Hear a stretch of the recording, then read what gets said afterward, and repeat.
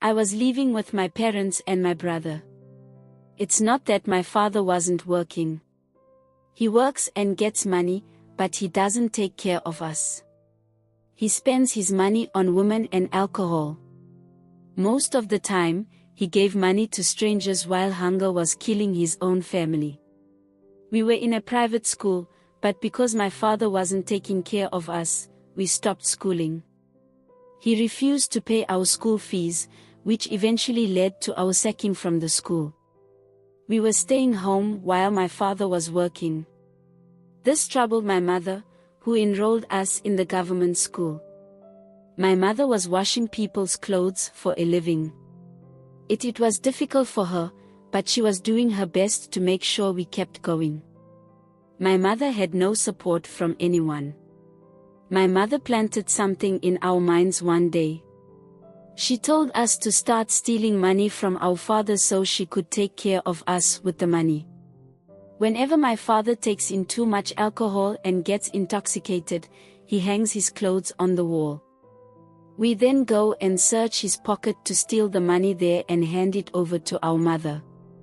It was difficult for us, but because our father was playing us wicked, we decided to follow our mother's plan of stealing from him.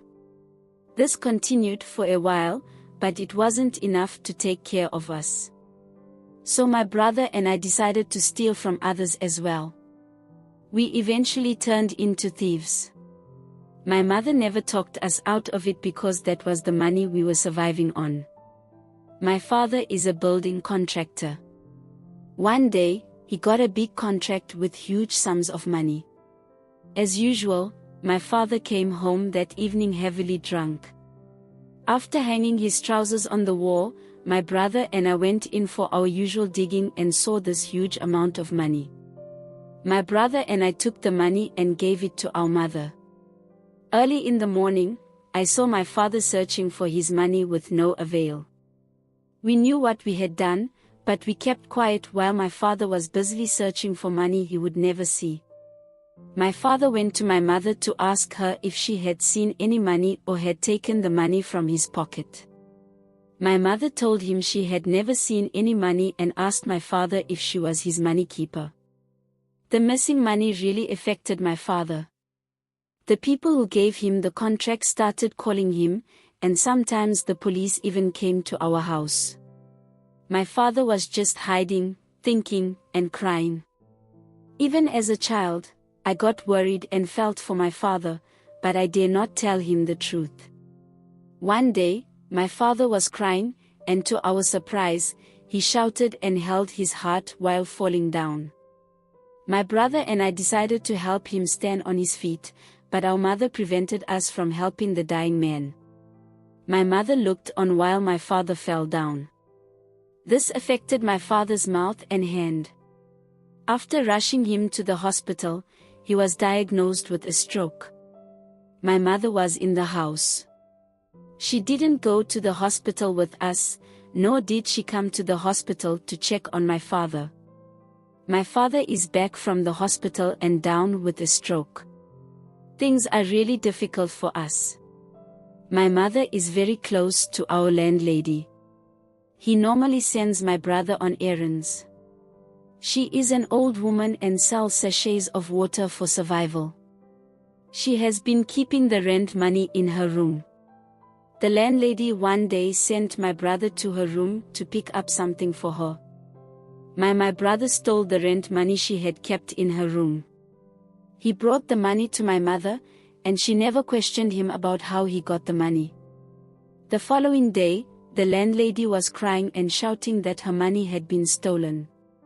She knew my brother was the last person she sent to her room the previous night. So she came to ask my mother if she knew something about the stolen money. My mother vehemently denied all the accusations. My mother knew very well that it was my brother who had stolen the money, but she said nothing. Out of pain, the landlady invoked curses on the thief, giving the person 6 months to return the money, or the person has a protruding stomach and eventually will die. The old lady went naked and dragged her butt in blood on the floor. My mother was there watching the woman, knowing very well that my brother had stolen the money. All this while my father was very sick in the room, unable to walk. My mother ignored her husband in his sick bed. She doesn't attend to or feed him. After my brother stole from the old lady, he started experiencing some strange sickness. At first, we thought that it was malaria. But his health kept deteriorating, so my mother was taking him to the hospital. It got to the point where my brother's legs and stomach began to swell. My mother then rushed him to see a pastor, but he never got well.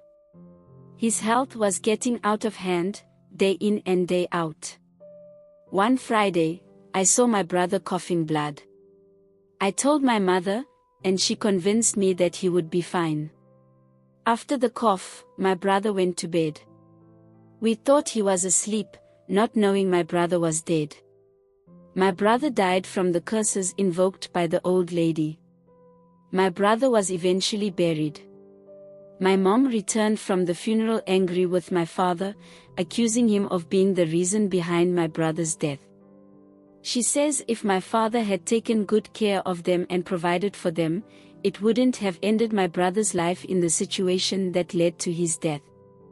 She threatens to put my father in a situation he will regret for what he has done to them.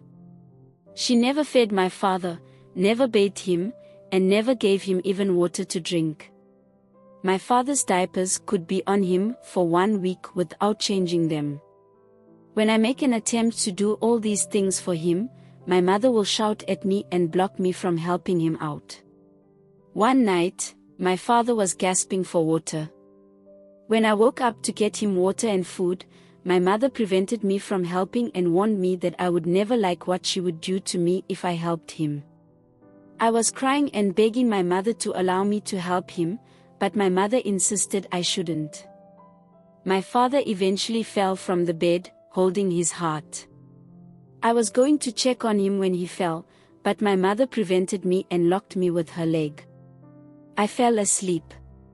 The next day, when I woke up, I went to my dad to help him to bed. He never talked. So I went to inform my mother of the situation. When she came to the room, she reassured me that my father was gone. She started keeping the room clean and cleaned my father as well, so he would look like she was taking care of him. She then started shouting and crying that her husband was dying. When he was brought to the hospital, the doctor told us that my father had died the previous night. I was left with my mother alone. At this time, the worst thing is about to happen. What my mother made me do was out of this world. My mother started a plan with me to start stealing from bus stations. When we go to the bus station, I will get into the bus and sit as if I were traveling. When someone gets down to buy something or visit the washroom, I will pick up what the passenger has left on his or her seat and pass it to my mother, who is standing beside the bus. When we go to the market, we steal from the market women as well. It was almost a daily routine that we were doing. I turned into a thief. This never stopped, even when I went to high school.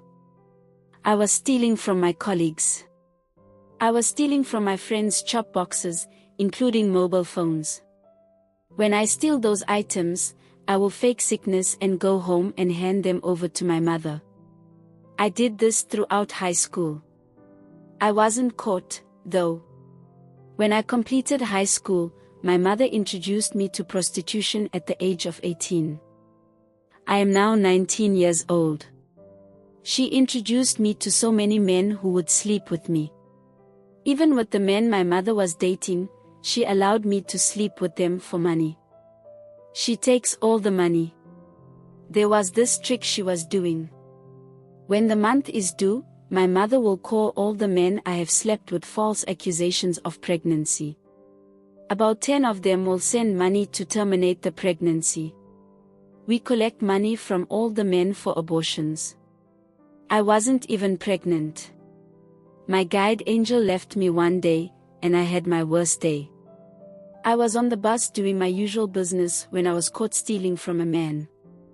I was dragged out of the bus and received the beatings of my life.